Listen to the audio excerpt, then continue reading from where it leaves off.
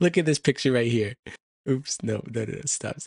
Look at this picture right here. Toss.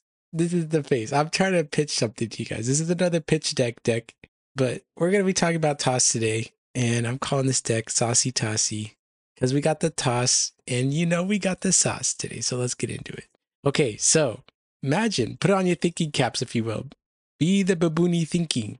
I was looking through all the cards in Redemption, and I came across Zechariah, son of Jehodiah.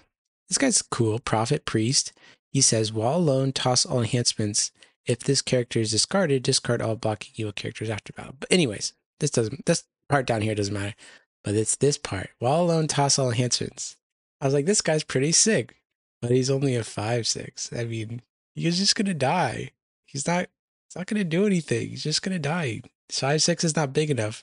I was wishing he was a 12/12. So here's the question I would like to propose to you guys. Would you play this guy? Would you consider playing him, building a deck around him, if he was a 12/12 instead of a 5/6? I think maybe, yeah, maybe. Or what about Foreign Spearman? Blocking lone, toss all enhancements that are played this battle. Would you play this guy if he was a 12/12? What if you could build a deck that had Foreign Spearman and Zechariah, son of Jedidiah? Would you do it? Would you do it if these guys were bigger? And if you answered yes to these questions, this thought experiment, well, let's see what we can do. Here at Baboony Tim Labs, we have our best scientists cooking, and their favorite ingredient is Herod's Temple.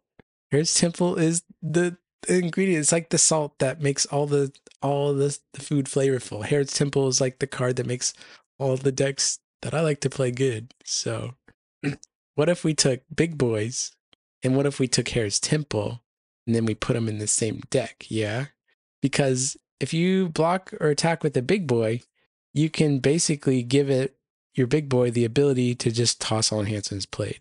But who are the big boys? We're gonna be playing with the big boys now, but who are they? Let's meet the cast of characters. Okay, so I was looking, and these are the best big evil characters that are gonna be used to toss enhancements. And of course, we got Herod the Great. Cool thing about him, big numbers, gets Herod's Temple from your deck, and then you can choose their smallest hero to attack. So aligning your biggest character with their smallest one in a tossing battle, usually a recipe for success. And then Herod Agrippa, he's also pretty big, but if their opponents are attacking with more than one hero, he's protected from them. And so what are they going to do? They can't play dominance on him because he's protected, and they can't play enhancements that negate his protection because we're tossing everything. And then Annis the Elder, 11/10. This guy's great because he can just block and then underdeck some Lost Souls, and opponent won't be able to do anything. And then you can just activate Herod's Temple, maybe. I don't know. This guy's just big. He's not obvious fit in for being tossing, but still, this guy's really good. And then we have Emperor Claudius, Callous Conspirators. These guys are kind of like the other Herods that I was talking about. But basically, they have this built-in protection. And if you're tossing enhancements while they have this protection active, there's not a lot opponent can do. Same with this guy. This guy, let's say they're attacking with their Silver Brigade heroes or something like that. Like imagine there's a big giant banding chain of heroes, all of them mono brigade. You can select that brigade, play a Meek Lost Soul from your deck to protect this card from that brigade. And that's really good with Herod's Temple. So, and Outsiders is one of my favorite things to do with Herod's Temple. You activate Herod's Temple, they have board advantage, and then you block with Outsiders and underdeck all their heroes, which is pretty sweet. Here's some characters that I was considering for the deck, but didn't end up making the cut. Emperor Nero, Herod Archelaus, pretty similar cards. The numbers on this guy just are a little bit better, but this guy you can play Denarius with.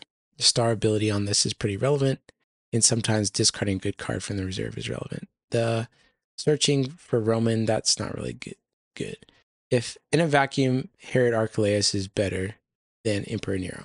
And High Priest Ananias is also good. If you don't have Herod's Temple, sometimes just blocking with him is good enough because he restricts opponents from playing good enhancements with the brigade not in battle. All right, for the big boys on the offense, we have Simon Peter. On this side, he's 12/10, but oftentimes you're converting him to Meek and he's a 10/12. Andrew, 11/7, 7/11, and Mary, 10/11, 11/10. So you don't really see Mary and Andrew in kind of your typical Disciples or Gospel of Christ Good Stuff deck, but I'm playing them here just because of how big they are. and how they work with Herod's Temple. And Simon Peter is probably the perfect character for the deck because not only does he get Herod's Temple from our deck, he just has the big numbers to back up. And then here's some characters that you might not expect in a toss themed deck, but I'll tell you why. So we have these characters. Simon, you can choose a character to block. Same with Joseph of Arimathea. He also has the ability to choose evil human to block. And Mary's just solid because she can negate and reserve evil cards in territories. And she can always get initiative. But the thing is with these kind of smaller characters, what you want to do is you want to choose someone where you're going to have the initiative to play the first character, but also that their toughness is less than 7. Because let's say you can attack with Simon, choose an evil character to block. You can choose a card like, let's say, Priest of Zeus, because this card's being played everywhere. Then you do Herod's Temple, where you activate and start tossing enhancements. It's announce your initiative, and then you toss your Untouchable at Priest of Zeus. He'll go to -2, and he'll die. And the only way to get out of this is to have a card that gives you special initiative to negate Herod's Temple, because this is the source of the toss here. It's not Untouchable. They can't use a card that will negate Untouchable. And they can't play enhancements because their enhancements are getting tossed, and the enhancements can't negate this. So the only way to kind of get out of this is if they let this happen, the guy dies, but then they play a card like Shipwreck, which will negate Herod's Temple, or 3 Woes, which will negate Herod's Temple, which will negate the toss. This will go back to my hand, and this will come back into play. So that's kind of a little side note about that. All right, to support our tossing endeavors, we're playing some of the thickest, the biggest clay enhancements that they've ever been printed. So I already talked about Untouchables. They printed a new one called Trumpet Blast. Eye on it, which is pretty good. 6 power there. Redemption, Outpouring, and His Sacrifice. All really high enhancements. Normally you don't really see like Redemption, Eye on it, or Outpouring, or Trumpet Blast in the clay deck, but we're taking a new approach. We're trying this. If you have a critical mass of these characters and you're always tossing, you're going to be able to toss down every evil character you can imagine in 2 hits. So like King of Tyrus, like you don't care if he has 12 toughness. You can just Eye on it and Trumpet Blast. Let's see, what is that? 13? Yeah, that'll kill him. And so, okay, so if we have a whole deck built around Herod's Temple, how are you going to get the temple consistently? Well, thank you, Simon Peter. Thank you, Resurrection. There are so many ways to get Simon Peter out. There's so many ways to get Resurrection on turn 1. And that's exactly what you're trying to do. Trying to get Simon Peter, trying to get Resurrection. And you have a lot of these pieces that get disciples from your deck. Like Patmos, like Angel from the Sun. I don't know if we're playing Angel of the Sun. I have to check the list again, but it's super easy to get Temple out. And even on defense too, we're playing cards like Deceiver, Malachite Slave. Because on turn 1, you want to block with Herod the Great, get your Temple out, start tossing. And there's many ways to do that on the defense side too. Okay, so I've been talking to you about the Temple, but where's the sauce? Okay, here's the sauce. So imagine, if you will, the Twilight Zone. Imagine a world where you're playing Meek Lost Souls. I know it's heresy in this world of 2024 where all the Lost Souls are just so good. But we're not playing all Meeks because we're playing the first. And it says, if put in play and all your other Lost Souls are Meek, you may draw 1 and top deck this card. Okay, so imagine scenario if you have at least 1 Meek Lost Soul in play, and maybe for the turn you draw your 3 cards, and what if one of them was the first? Okay, you trigger the first ability, you draw a card, and then put this on top of your deck. So there's your deck up there. And now when you go to battle, you attack with your character, activate Herod's Temple. Guess what's on top of your deck? The first. And so a special ability in Redemption that says if something is ever discarded or removed from your deck, if it's a lost soul, that has to go into play. So the first is on top of your deck. It gets reserved. But actually, no, it goes into your land of bondage because of that rule that I told you about. And it'll trigger its ability. And guess where it goes? It goes on top of your deck. And so you just activate Herod's Temple 4 times. You trigger this ability 4 times. And you get to draw 4 cards every time you do it. And you can do this on attack or defense. And so I have a card, Bartholomew, and he has this special ability to convert to Meek to play a Lost Soul from a deck. So what I like to do with him is if I have a Herod's Temple out and I have at least 1 Meek Lost Soul, I can attack with him, choose my deck, play the first out. The first will trigger, go on top of my deck. And now Bartholomew is coming and drawing 4 cards. He's like a build your own Matthew, but it requires you to kind of jump through some hoops to do that, which is kind of cool, right? Now. I know what you're thinking. If you have a whole deck built around Herod's Temple, like, isn't every deck running 3 woes? Aren't half of the decks running Shipwreck? And isn't this your strategy? Isn't this the Terminator that's just gonna come and take out your deck? That's a fair point. I will say that's a fair point. Honestly, that's a really good point. But okay, guys, we have contingency plans. There's plan within plans here. Okay, Mary's Prophetic Act, new roots card, territory class, big. You may reserve an evil card from opponent's deck. So here's Herod's Temple, and then they have their 3 woes, and then we play Mary's Prophetic Act, which reserves this, gets this out of the picture, and that's good, right? Problem solved. No more 3 woes. And well, most decks are also running Crouch Choice, which can take an evil card from reserve. So it's this sniper situation where I don't know how effective Mary's Prophetic Act will be, but at least in theory, I have a way to protect this. I don't know, guys. I've tried. We're doing this for science. All right, the rest of the deck. Let's get into it. Okay, and I don't know if this is the right call, but we're trying to take a strategy to the furthermost extreme. We're trying to, and so for me, the extreme of this is like, okay, what if we played no enhancements on defense? We don't need enhancements because our evil characters are so big and tough and have protection.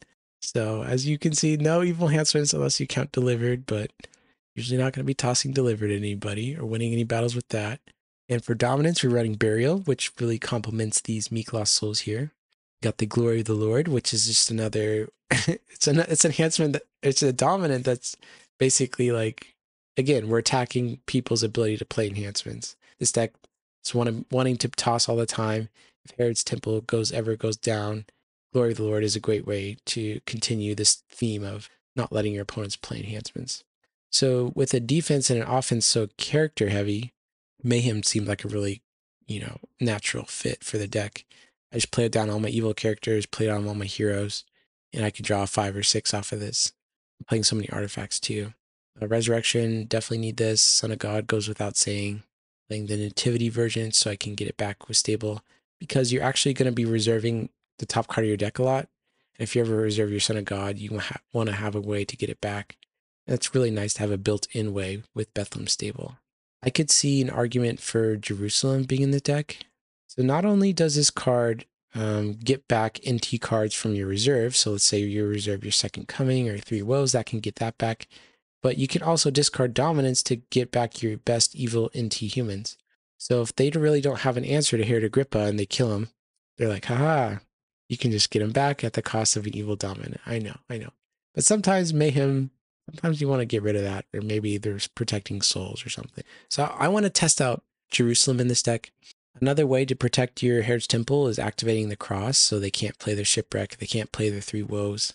Mary is another way to protect your temple. If they play your 3 woes as evil, Mary can attack and negate and reserve their 3 woes. More card draws, 4 drachma coin, denarius. Book of the Covenant is another way to protect your Herod's Temple, because if they go 3 woes as evil, you activate it, go to your reserve, get his sacrifice. You have to have NT hero unity, so there's 1 OT character in the deck. But if you have NT unity, you can negate and discard their evil dominant. In the reserve, we also have some backup there. We have in the helper. Not only is this 6 power, so this is great when you need to toss, but it can help bounce and reset some of your characters that convert to meek. Covenant Moses, not sold on this card, but it can help you win battles, but also it's really good for tossing too. Oh, and there's some evil enhancements in the reserve. You can block with Herod Antipas and grab your Feudal Inquisition to get the cheese block. Or if you attack with Mary, you can get a star card from reserve. So if you attack with Mary, you can grab Duplicity, and then you have your characters, and you can block with a character and then play Duplicity to play Feudal Inquisition from your reserve. So technically there are some evil enhancements in the reserve, but here's some of the cards I was considering for the deck. Like if we're playing Herod's Temple, it'd be really cool to play some artifacts that go in Herod's Temple.